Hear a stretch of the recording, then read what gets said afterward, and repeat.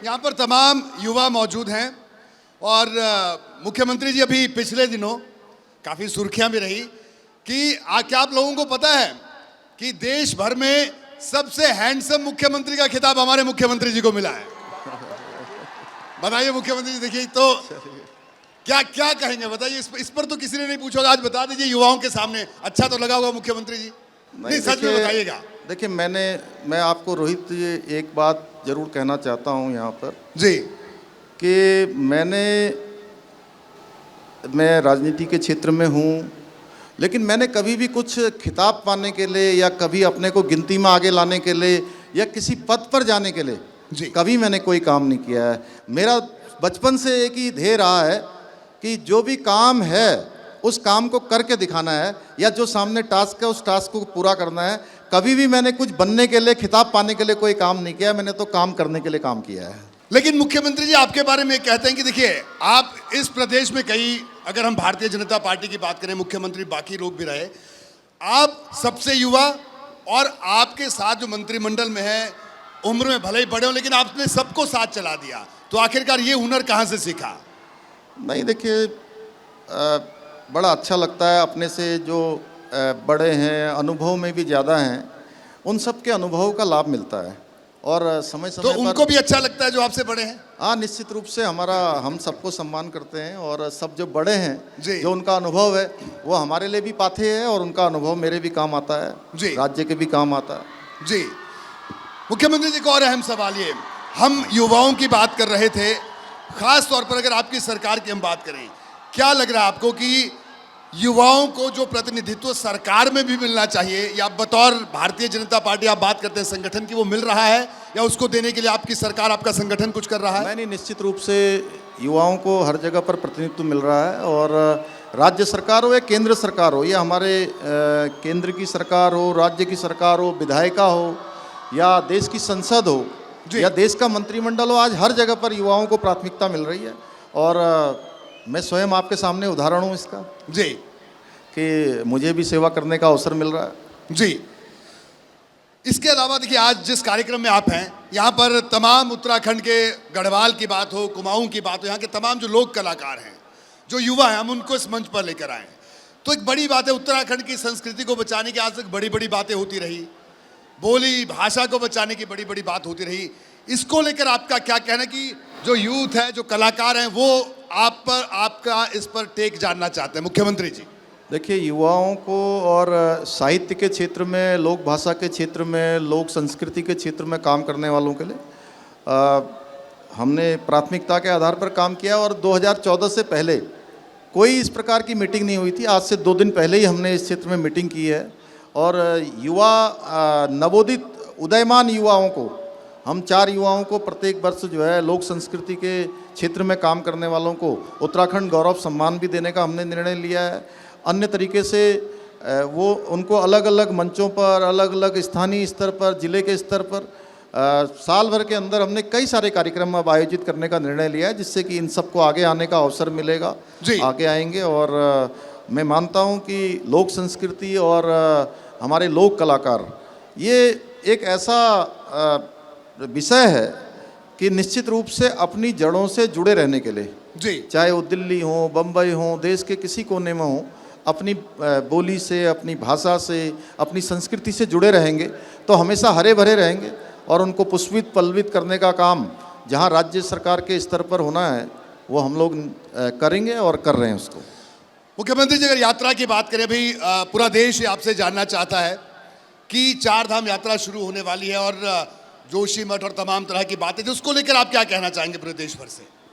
देखिए, एक तो 4 धाम यात्रा की तैयारियां इस बार हमने बहुत पहले शुरू कर दी और जनवरी माह से ही हमने इसकी जो समीक्षा है वो मैंने अपने स्तर पर शुरू की थी और लगातार समीक्षा चल रही है। 4 धाम यात्रा की तैयारी बहुत अच्छे तरीके से चल रही है। अभी यात्रा शुरू होने में 22 अप्रैल से यात्रा प्रारंभ होगी और 11 लाख से भी ज़्यादा लोगों ने अभी तक अपना रजिस्ट्रेशन यहाँ पर यात्रा के लिए करवा लिया है। पिछले साल की यात्रा में 50 लाख लोगों ने लगभग 4 धामों के दर्शन किए थे, यात्रा में आए थे। इस बार मुझे लगता है कि उसका रिकॉर्ड टूटेगा। हाँ, ये जरूर है कि जोशीमठ को लेकर कुछ लोगों ने यहाँ पर ज़्यादा ही भ्रम की स्थिति पैदा कर दी। कि पूरे उत्तराखंड की स्थिति खराब है, ऐसा कहीं नहीं है। चारधाम यात्रा सुचारू रूप से चलेगी, आने वाले सभी यात्रियों को जी अच्छी सुविधा मिले, अच्छा उनका दर्शन हो, और जितने भी लोग उत्तराखंड के अंदर आएंगे हमने तय किया है कि हर एक व्यक्ति को यहाँ पर दर्शन करने का पूरा मौका मिलेगा, उनको दर्शन पूरा हमारी सरकार करवाएगी। मुख्यमंत्री जी, एक और अहम सवाल, राजनीतिक सवाल है, भले ही युवाओं से जुड़ा नहीं है, लेकिन जो लोग आपको देखेंगे सुनेंगे बीपी गंगा पर, आपके संगठन के लोग, आपकी पार्टी के लोग बड़े इंतजार से हैं, बड़ा लंबा इंतजार हो गया कि वो ना निगम का कोई बोर्ड का कोई अध्यक्ष बना, तो ये कब तक आप बनाएंगे, निगम और बोर्डों के जो अध्यक्ष बनाएंगे?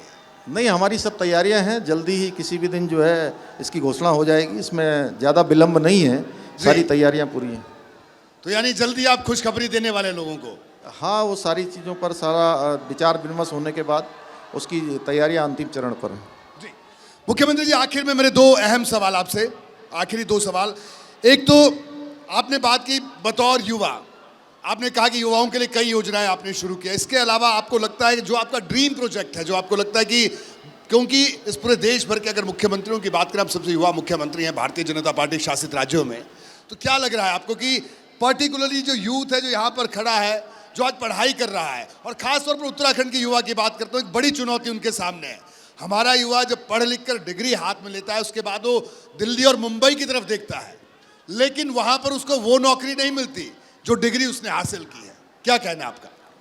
देखिए, मैं उत्तराखंड के उस पर कहना चाहता हूँ, और देश के अंदर आदरणीय प्रधानमंत्री मोदी जी ने जो देश के अंदर ऐसे नौजवानों को, युवाओं को अगले 1 साल के अंदर 10 लाख लोगों को रोज़गार देने का लक्ष्य लिया गया है, उसमें हम भी आगे बढ़ रहे हैं। और हमने भी जो है हमारे यहाँ पर आयोग, यूपी उत्तराखंड लोक सेवा आयोग ने और अधीनस्थ सेवा चयन आयोग में कुछ विलम्ब होने के कारण से उत्तराखंड लोक सेवा आयोग को सारी भर्तियां दी हैं पिछले 3 भर्तियों में, जिसमें 3 लाख से भी ज़्यादा लोगों ने भाग लिया है। अभी 4 भर्तियां होने वाली हैं, और जो आयोग ने कैलेंडर जारी किया हुआ है, हम चाहते हैं कि 1 दिन का भी जी उसमें विलम्ब न हो, क्योंकि किसी की आयु सीमा पूरी हो जाएगी तो उसको परीक्षा में भाग लेने का अवसर नहीं मिलेगा। 1 साल विलम्ब हो गया, 2 साल विलम्ब हो गया, तो बहुत सारे लोग बहुत सारी परीक्षाओं में भाग ही नहीं ले पाएंगे। इसलिए हमने कहा है कि 1 दिन का भी युवाओं के लिए विलम्ब नहीं होगा। सरकारी जो भी हमारी रिक्तियां हैं, सर विभाग की हम लगातार मॉनिटरिंग कर रहे हैं। हमारा फोकस है कि अधिक से अधिक विज्ञप्तियां निकलें, अध्याचन निकलें, और उन पर जो है आयोग जो है भर्ती की प्रक्रिया पूरी करे। इसके साथ साथ जो हम इस बार का अपना आम बजट लेकर आए हैं, सामान्य बजट लेकर आए हैं, उसमें हमने कृषि है, हॉर्टिकल्चर है, स्टार्टअप है, हमारा पर्यटन की जो नई नीति लेकर आए हैं, इन सभी क्षेत्रों में हमने युवाओं को फोकस किया है कि जिससे युवा स्वरोजगार का रास्ता अपनाएं और स्वरोजगार के माध्यम से रोजगार देने का काम और रोजगार करने का काम अपनाएं। ये आपने युवाओं के लिए तमाम तरह की योजनाएं गिनाई। जुबिन भी हमारे साथ बैठे हैं, जुबिन नौटियाल यहाँ पर बैठे हैं, वो मुस्कुरा रहे हैं। तो उनका कहना है कि हमारा उत्तराखंड इतना खूबसूरत है, कोई फिल्म के लिए, कुछ कलाकारों के लिए भी कुछ आप सोचते हैं या भी उसके बारे में विचार किया जाएगा? बता दीजिए जरा। बिल्कुल, हम तो सभी कलाकारों का यहाँ देवभूमि उत्तराखंड में स्वागत करते हैं, और हमारे लिए तो सौभाग्य की बात है। हमारा भाई जुबिन जो है आज देश दुनिया के अंदर उत्तराखंड और दुनिया का नाम कर रहा है, देश का नाम कर रहा है। तो और उत्तराखंड के अंदर जो डेस्टिनेशन की बात है, वो अभी मैं एक फिल्म से संबंधित किसी कार्यक्रम में गया था, तो उन्होंने कहा कि यहाँ डेस्टिनेशन है, वहाँ डेस्टिनेशन है, मसूरी डेस्टिनेशन है, नैनीताल डेस्टिनेशन है, औली डेस्टिनेशन है। मैंने कहा उत्तराखंड में आपने कुछ ही नाम गिनाए हैं, उत्तराखंड का हर स्थान अपने आप में डेस्टिनेशन है। सब लोग आए देवभूमि में, उत्तराखंड में, और हर क्षेत्र में काम करें। उत्तराखंड की सरकार, यहाँ के लोग सबको आतिथ्य देने के लिए तैयार हैं। लेकिन मुख्यमंत्री जी, कोई इसके लिए कोई खास योजना, कोई फिल्म नीति या कोई इस तरह की कोई योजना लाने का कोई विचार? नहीं, उन सब पर हम काम कर रहे हैं, और हर चीज़ में हमने सरलीकरण का रास्ता अपनाया है, और सबके सुझाव भी आमंत्रित किए हैं। कुछ लोगों ने जो है हमको सुझाव भी दिए हैं। हम उन सब पर काम करके सबको यहाँ बुला रहे हैं, हर क्षेत्र में बुला रहे हैं। कोई क्षेत्र ऐसा नहीं है, फिल्म का भी है, फिल्म हमारी प्रमुखता से है, लेकिन उसके अलावा अन्य क्षेत्रों में भी, उद्योग के क्षेत्र में, पर्यटन के क्षेत्र में, जिस क्षेत्र में भी काम हो सकता है। मुख्यमंत्री जी, मैं चाहूँगा कि तमाम युवा यहाँ पर मौजूद हैं, आप सीधी बात इनसे ज़रूर एक बात ज़रूर कहें, अपने मन की बात, क्योंकि मोदी जी के मन की बात हम सब सुनते हैं, आप भी सुनते हैं, लेकिन पुष्कर सिंह धामी के मन में, जो मुख्यमंत्री उत्तराखंड है, उनके मन में युवाओं के लिए क्या है, अपने मन की बात जरूर बता दीजिए। नहीं, मैं सभी युवाओं से कहना चाहता हूं कि हमारे देश के यशस्वी प्रधानमंत्री मोदी जी ने बाबा केदार की भूमि से 5 नवंबर 2021 को उनके मुंह से शिव रूपी शब्द निकले थे कि 21वीं सदी का तीसरा दशक उत्तराखंड का दशक होगा।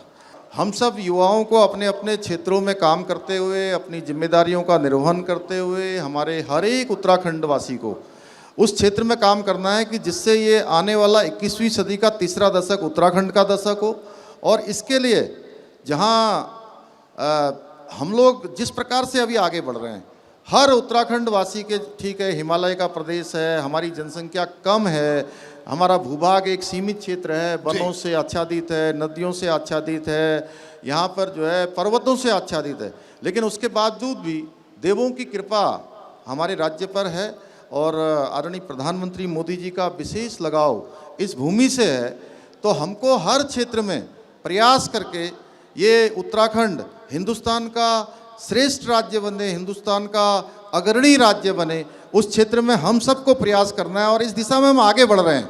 इस बार कर्तव्य पथ पर जो ऐतिहासिक परेड थी, उस कर्तव्य पथ की ऐतिहासिक परेड में उत्तराखंड की जो मानसखंड की झांकी, जिसमें उत्तराखंड का जागेश्वर धाम, कॉर्बेट नेशनल पार्क, उत्तराखंड की ऐपण संस्कृति, उत्तराखंड के हमारे मृग, यहाँ के पशु पक्षी, यहाँ का वन विहार, सारा जिसका उसमें प्रदर्शन किया गया था, उस झांकी को पूरे हिंदुस्तान की झांकियों में से पहला नंबर प्राप्त हुआ। हम उस दिशा में आगे बढ़ रहे हैं जिस दिशा में आदरणीय मोदी जी ने सोचा था।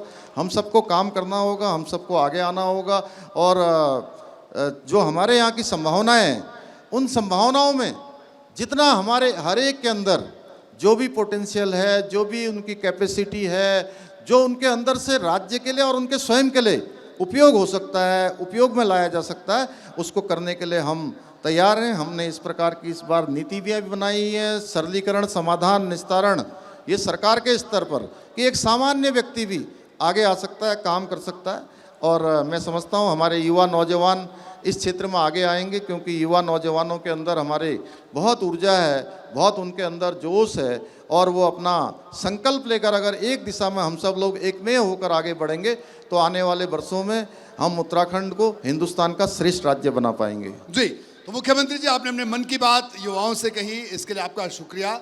लेकिन मेरा आपसे एक आग्रह है,